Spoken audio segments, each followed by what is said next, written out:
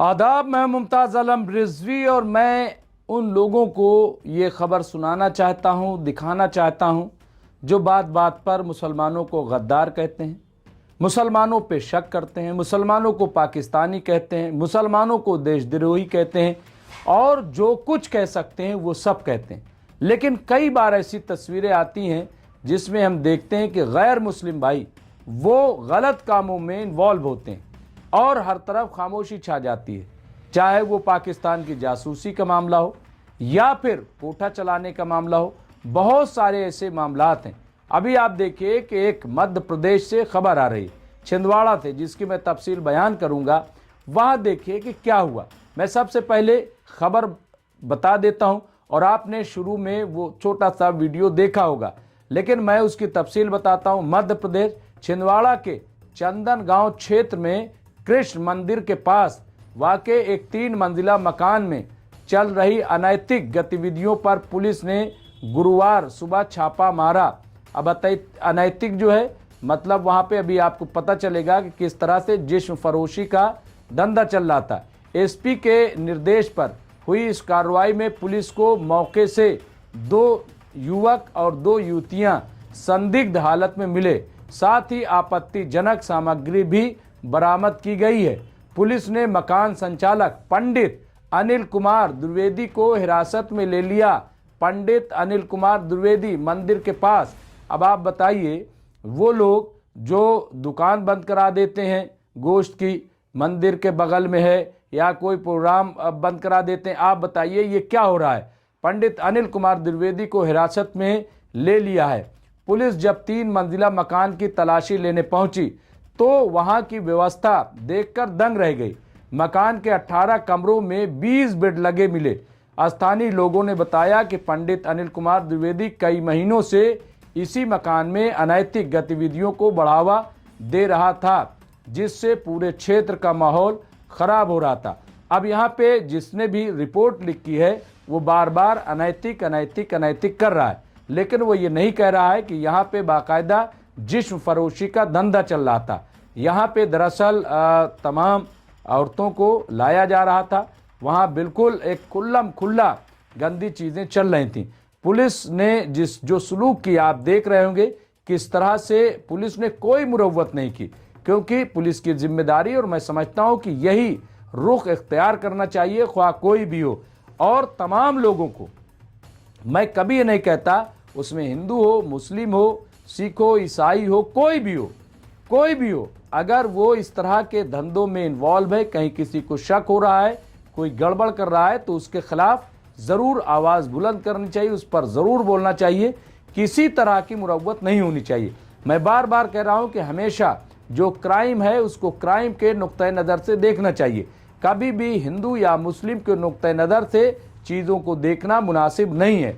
Crime crime होता है, चाहे वो आतंकवाद का क्राइम हो, चाहे वो जासूसी का क्राइम हो, चाहे जिस्म फरोशी का धंधा करने का क्राइम हो, चाहे चोरी और डकैती का क्राइम हो, चाहे मॉब लिंचिंग का क्राइम हो, कोई भी क्राइम हो, उसको क्राइम के नुक्ते नज़र से देखना चाहिए।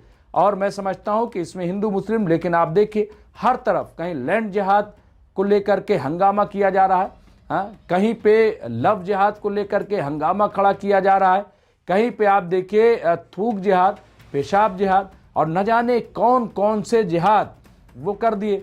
अभी असम में आप देखिए 4 शादी यानी बहु विवाह प्रथा पर रोक लगा दी। सवाल ये है कि असम में इतनी गुर्बत है कि आखिर कौन वहाँ पे 4-4 शादियाँ कर रहा है और कैसे करेगा।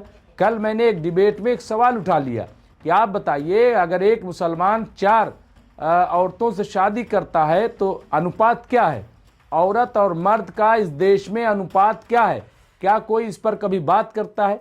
क्या कोई इस पे सवाल उठाता है?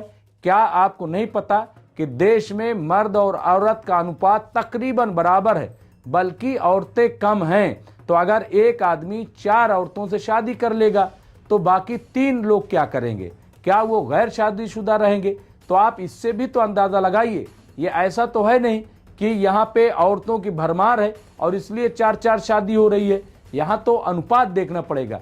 इसलिए जो लोग बकवास करते हैं, मेरी नज़र में अभी तक पूरे हिंदुस्तान में एक भी शख्स मुझे नहीं मिला जो ये दावा करे कि उसकी 4 बीवियां हैं, 40 बच्चे हैं, लेकिन एक अफवाह का बाजार गर्म है।